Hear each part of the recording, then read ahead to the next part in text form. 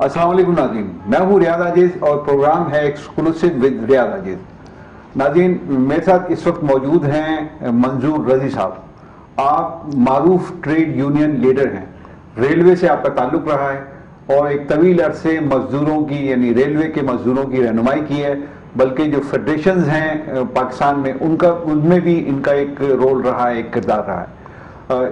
پاکستان میں trade union کی تاریخ کیا ہے اور اس حوالے سے پاکستان میں ٹریڈ یونین اب زوال پذیر کیوں ہے، ریلوے میں اتنی زیادہ تقسیم کیوں ہو گئی ہے ٹریڈ یونین میں، ہم ان موضوعات پر ان سے بات کرتے ہیں۔ السلام علیکم جناب۔ منظور رضی صاحب، سب سے پہلے یہ بتائیے کہ ٹریڈ یونین ریلوے میں بنی جو پاکستان میں پہلی ٹریڈ یونین تھی، آج بالکل وہ ڈوب گئی، کیا وجہ ہے اس کی؟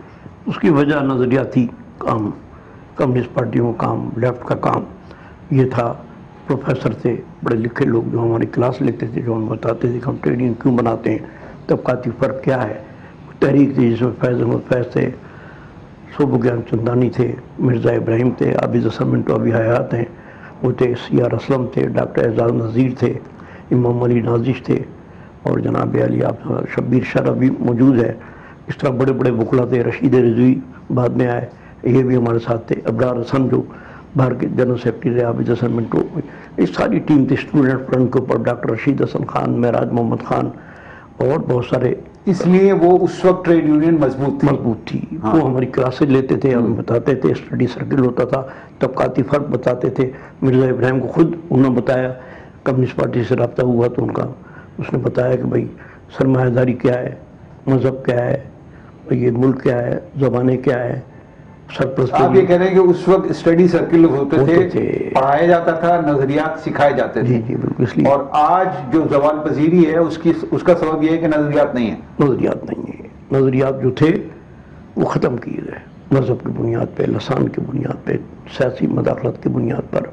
اس وجہ سے زوال پذیر ہو گئی اور وہ ترقی پسند سوچ کے، میں جب بات جلسوں میں کرتا ہوں کہتے ہیں رضی صاحب وہ گئے لوگ، میں نے کہا وہ گئے تو میں تو زندہ ہوں۔ میرے بعد ریلوے میں اتنی زیادہ یونینز بن چکی ہیں تو اس کی کیا وجہ ہے کہ اتنی زیادہ تقسیم، اور خود جو لیفٹ کے لوگ ہیں ان میں آپس میں اتنی تقسیم ہے، تو پھر کیسے؟ اتنی زیادہ نہیں ہے، 4-5 یونین ہیں جو NIRC میں رجسٹرڈ ہے۔ نمبر 1 تو ہماری ریلوے ورکر یونین ہے، اوپن لائن میں بھی ورکشاپ میں ہم بارگیننگ ایجنٹ ہیں مغل پورہ میں۔ دوسری ہے پریم یونین جماعت اسلامی کی، وہ اب تک ریفرنڈم میں چلتی رہی۔ تیسری ہے محنت کش یونین بنی لیکن وہ رجسٹرڈ نہیں ہے، اس کی کچھ فعال ہے، وہ بھی پیپل پارٹی والوں نے بنائی۔ اور ایک یونین ہے لیبر یونین۔ یہ 3-4 یونین، باقی ایسوسیشنیں جنہوں نے بیڑا غرق کیا، وہ guard association, driver association, station master association, ST booking, یہ پریشر گروپ ہے، ٹریفک یارڈ، گیٹ مین، گینگ مین، یہ ایسوسیشن 150 ہیں۔ یونینوں کو توڑنے کے لیے انتظامیہ نے ہر جگہ کیا، وہاں ٹھیکیداری نظام لائے، ریلوے میں بھی ٹھیکیداری نظام لائے، ٹرینیں پرائیویٹ کر دی ہیں، فلانا کر دیا، تو 150 ایسوسیشن ہے، 3-4 یونین ہیں، اور ہر ادارے میں PIA کے اندر۔ اسی طرح میڈیا میں بھی ہے نا کہ اب رپورٹرز کی الگ، وہ رپورٹر کی ایسوسیشن الگ ہے، کرائم رپورٹر کی الگ، NSF کو دیکھیں، پیپل اسٹوڈنٹ فیڈریشن الگ ہے، طالب علم دیکھیں، طالب علم جو تھا نا نیچے نرسری تھی ہماری، وہ جب پڑھتے تھے بہت سارے امریکہ کا نعرہ لگا کے امریکہ چلے گئے، اور میں نام بھی لے سکتا ہوں لیکن نہیں لیتا، تو وہ نرسری ختم کر دی۔ جب تک طالب علموں کو آپ اس کی آزادی نہیں دیں گے کہ وہ اپنی یونین سازی کریں، اسٹوڈنٹ کی یونین بنائیں، اسی طرح ٹریڈ یونین کو بھی نظریات، سیاسی جماعتوں کی اور مذہبی جماعتوں کی مداخلت کو ختم کیا جائے، انڈیپینڈنٹ ٹریڈ یونین ہوں۔ کوئی ہمارے مسئلے حل نہیں کرتا، لیبر پالیسی آتی ہے لیکن کچھ نہیں ملا۔ آج تک دیکھنا 47 سے لے کر اب تک کتنے ایوارڈ دیے جا رہے ہیں، شاعروں کو، ادیبوں کو، دانشوروں کو، سیاسی لیڈروں کو، فوج کے جرنیل کو۔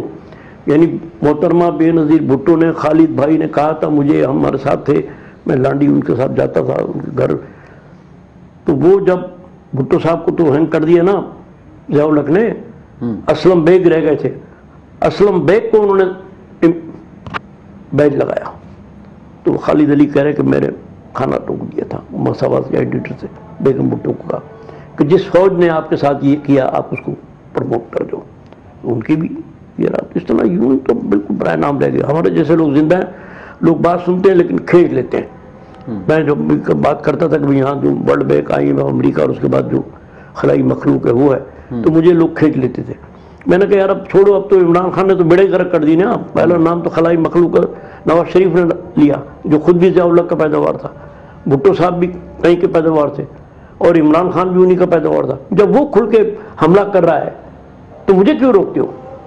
میں تو کوئی بین الاقوامی لیڈر نہیں. آپ یہ کہتے ہیں کہ بھٹو صاحب کے ساتھ آپ نے کام بھی کیا, ان کے نظریات سے ایگری بھی ہوئے, بے نظیر نے ایوارڈ بھی دیا, پیپلز پارٹی کے ساتھ آپ نے ایک زمانہ گزارا, ساتھ ساتھ آپ یہ بھی کہہ رہے ہیں کہ ذوالفقار علی بھٹو ایوب خان کا آدمی تھا, ایوب خان کا منسٹر تھا.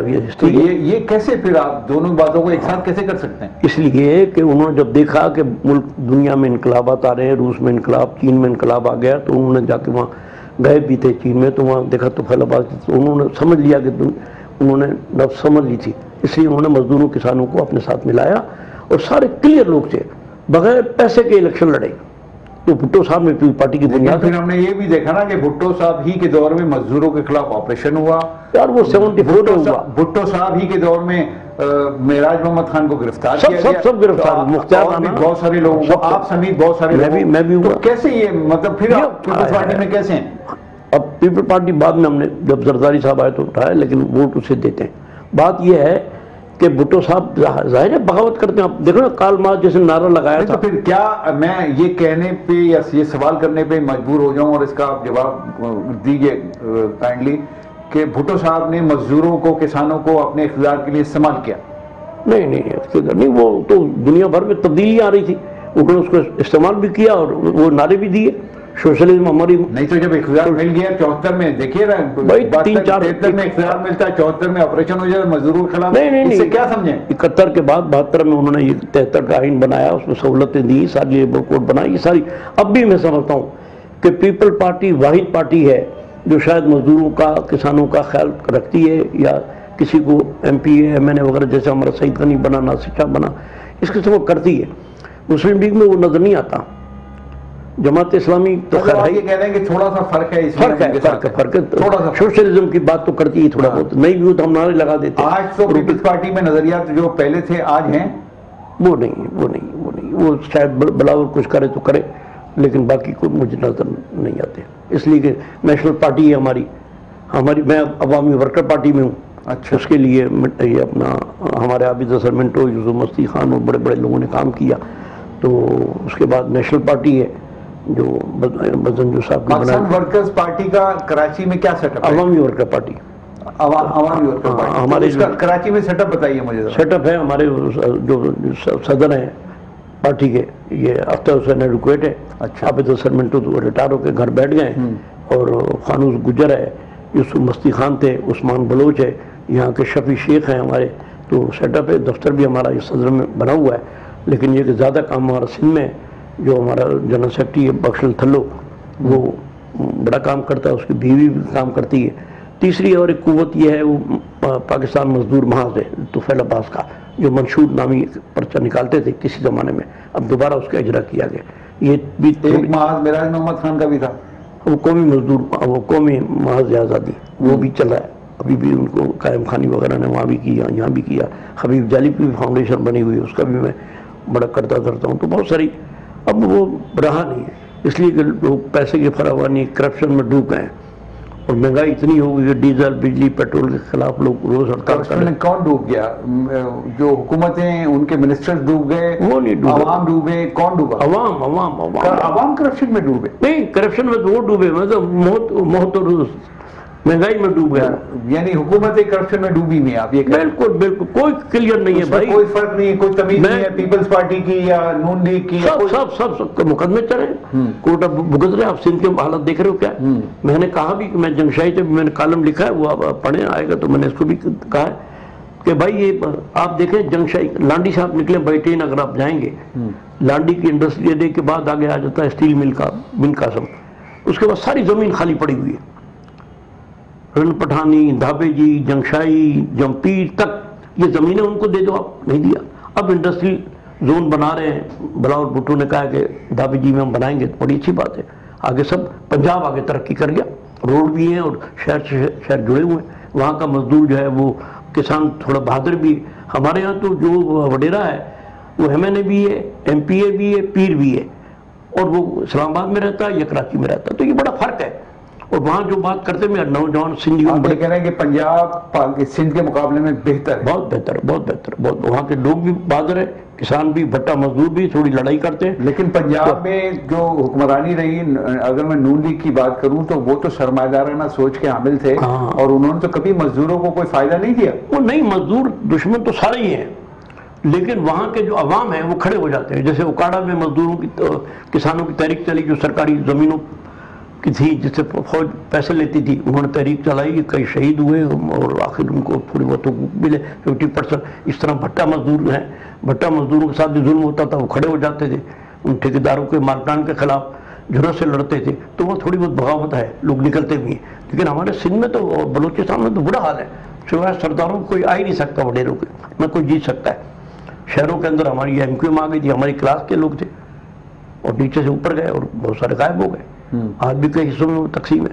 تو زبان کے نام پہ میں کہہ رہا ہوں کہ جب مرزا ابراہیم نے یہ کہہ دیا تھا کہ مسلم لیگ ایک فرقہ پرست جماعت ہے، تو کیوں کہا؟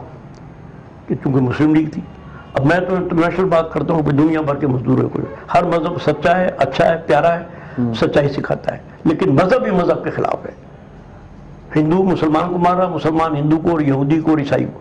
تو یہ اس سے نکلے، جس طرح یورپ نے ترقی کی، حالانکہ وہ بھی دلدل میں دھسا ہوا تھا، وہ نکلا اور اس نے بنیادی ضرورتیں پوری کی. اگر ہمارے یہاں بھی فوج کا اقتدار پاکستان پہ کب ختم ہوگا؟ مشکل نظر آتا ہے.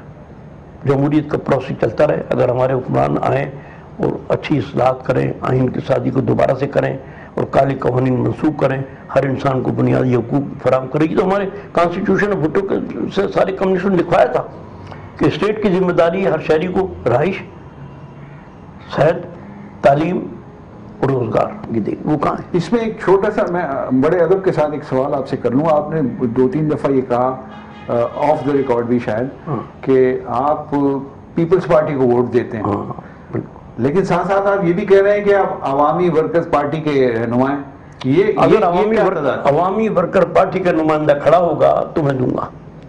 اچھا، ورنہ پیپل پارٹی کو میں اگر کوئی آپشن نہیں ہے تو پھر پیپلز پارٹی ہے. ٹھیک ہے. یا مسلم یہ آپ اسی طرح کنٹینیو رکھیں گے باوجود اس کے کہ آپ کو پتا ہے کہ آج پیپلز پارٹی نظریاتی پارٹی نہیں ہے؟ وہ کوئی نہیں ہے نظریاتی پارٹی سوائے لیفٹ کے کمیونسٹ پارٹیوں کی، جو بیچارے کے کینڈیڈیٹ کے وہ پیسے ہی نہیں ہوتے. یہ تو دیکھو نا، الیکٹیبل یہ لفظ پہلے سے چل رہا تھا اور عمران خان نے بولا الیکٹیبل لاؤ، بلکہ کسی نے کہا اوپر سے باجوہ صاحب نے کہا جس کے خلاف وہ باتیں کر رہا ہے اس نے کہا الیکٹیبل پکڑو. اور جو الیکٹیبل تھے وہ پکڑ کے جہانگیر ترین بلایا، علیم خان لایا، اس کا کیا اشر کیا. پرویز خٹک نے آپ کی اپنی پارٹی کو پروگریس کرے گی، وہ کام کرے گی، مطلب الیکشن لڑیں گے تو جیتیں گے نا. اب آپ خود کہہ رہے ہیں کینڈیڈیٹ ہی نہیں ہوتا، کھڑے ہوتے ہیں. میں اب کیا بنوں گا؟ میں تو اب عمر کے آخری حصے میں ہوں. یہ تو کوئی نہیں طے کر سکتا کہ کون آخری عمر حصے میں، یہ کون طے کر سکتا ہے؟ نہیں، یہ بات نہیں ہے، لیکن پھر بھی جو بھی کچھ ہے، لیکن وہ ٹکٹ تو دے دیں گے جب مجھے کہا بھی انہوں نے. لیکن یہ کہ وہ سرمایہ نہیں ہے ہمارے پاس. اچھا، الیکشن لڑنے کے لیے سرمایہ چاہیے، ظاہر کروڑوں اربوں روپیہ ہونا چاہیے. ہمارے پاس تو یہ بھی نہیں ہوگا. ٹینٹ لگا جیسے ریلوے میں ریفرنڈم ہوا، میں بتاؤں آپ کو 1981-83 میں، تو جماعت اسلامی پوری طاقت کے ساتھ تھی. امریکہ بھی انوالو تھا، روس بھی انوالو تھا. روس چاہتا تھا کہ لال جھنڈے والے آئے، مرزا ابراہیم کو بھٹ گئی انہوں نے، اور امریکہ چاہتا تھا کہ جماعت اسلامی آئے. جماعت اسلامی کے ٹینٹ جو تھے وہ دبے ہوتے، لٹریچر بے پڑا تھا، ہم پہ کافروں کو لگایا. مجھے مرزوف کہا گیا، مرزا ابراہیم کو مرزوف کہا گیا، رضی ایجنٹ. تو ہمارے ٹینٹ ہوا سے اڑ گئے تھے اور ہماری کرسی اتنے کمزور سے مراد یہ کہ وہ پیسے نہیں جمع. فتح علی خان کے پاس میں گیا، وہ ہماری فیڈریشن میں پارٹی میں تھے، تو انہوں نے مجھے 100 روپے دیے. اور 100 روپے اس زمانے میں 81-82 میں تھے بڑے، لیکن وہ ایک ہی ٹینٹ بھی نہیں آ سکتا تھا. تو یہ پڑھنا مزدور. اب آخری بات مجھے بتا دیجیے، آخری سوال، کہ آپ نے ساری مطلب سیاست کے حوالے سے بھی بات کر لی، مزدوروں کے حوالے سے بھی، لیکن ایک مزدوروں کے حوالے سے میں آپ سے آخری سوال کر لوں کہ جو دور آپ نے فوج کا دور دیکھا ہے، سب نے دیکھا ہے پاکستان میں، سیاستدانوں کا دور سب نے دیکھا ہے، کون اس میں سے یعنی اسٹیبلشمنٹ یا سیاستدان کون زیادہ خطرناک رہا ہے مزدوروں کے لیے؟ فوج زیادہ خطرناک رہی، ایوب خان سے لے کر کے ضیاء الحق تک. اور پلس تھوڑا بہت پروگریسو یہ پرویز مشرف آیا تھا جس نے تھوڑی بہت آزادی دی، یہ کیا. باقی ایوب خان کے دور میں انڈسٹری لگی لیکن وہ کچلنے والا تھا، مزدوروں کو کچلنے والا تھا. سب کو چلنے والے تھے. صرف مشرف تھوڑا سا بہتر تھا, ابھی کہہ رہے ہیں. مشرف تھوڑا بہتر تھا, پروگریسو تھا, اس نے یہ ساری ٹیلی ویژن وغیرہ کو آزادی دی, صحافیوں کو آزادی دی, اور اس کے ساتھ اگر پروگریسو لوگ مل جاتے, لیکن چونکہ ہم فوجی جنرل کے تو خلاف ہوتے ہیں, وردی کے ہم نہیں مل سکے, تو شاید وہ اصلاحات کرتا, جاگیروں کی تقسیم. دیکھیں جاگیردار پہ کوئی ٹیکس نہیں ہے, جتنی فصل اگائے, جتنی زمین رکھے. لغاری کتنا بڑا آدمی تھا, فاروق لغاری, اب اس کی اولاد لگی ہوئی ہے. اس طرح اب کیا بتائیں, جاگیر کم سے کم جاگیرداری کا خاتمہ کرے, جو بھی آئے یا ٹیکس لگائے, جیسے ابھی ورلڈ بینک کا آرڈر بھی آیا, تو ان پہ کوئی ٹیکس نہیں, دکاندار پہ کوئی ٹیکس نہیں ہے. پان والا جو ہے اس کے 20 بتا رہا تھا کہ جہاں سے پان لیتا ہوں کہ وہ پولیس والے آتے ہیں تو گولڈ لیف کا پیکٹ لے جاتے ہیں. مفتہ اسماعیل نے بڑی اچھی بات کی تھی, اس نے صحیح بات کی تھی کہ 1% لوگ جو ہے وہ حکومت کر رہے ہیں 99 پر. اس نے بولا ٹیکس لگانے کی میں نے کوشش کی کہ ہر دکاندار 50 روپے ایک دن کے دے, پان والا, ریڑھی والا, سبزی والا, گوشت والا, دودھ والا, فلانا 1500, جبکہ وہ سر یہ مفتہ اسماعیل ہو گئے, یہ تو سب چلے ہوئے کارتوس ہیں نا. اس نے کہا کہ میں اسی طبقے کا ہوں, پھر اسی اقتدار کے لونڈے سے دوا لیتے ہیں, مطلب اسی کی بات صحیح ہے. لیکن کوئی ایک آدمی بات کرتا ہے جیسے بھٹو صاحب. سر بات یہ تو نعرے لگانے حکومت سے جب باہر آ جاتے ہیں تو خواجہ آصف بھی آج کل بہت اچھی باتیں کر رہے ہیں کہ اتنے یونٹ فری کر دینے چاہیے اور اتنے لوگوں کو ریلیکس دینا چاہیے. جب حکومت میں تھے ان سے ان کو اس وقت خیال نہیں آتا. میں تو سب حکومتوں کے خلاف ہوں. بہت شکریہ آپ کا جناب رضی صاحب, بہت شکریہ آپ کا, آپ نے گفتگو کی. ناظرین, منظور رضی صاحب کی یہ ساری گفتگو, کھلی گفتگو آپ کے حوالے, میں اجازت چاہتا ہوں. اللہ حافظ.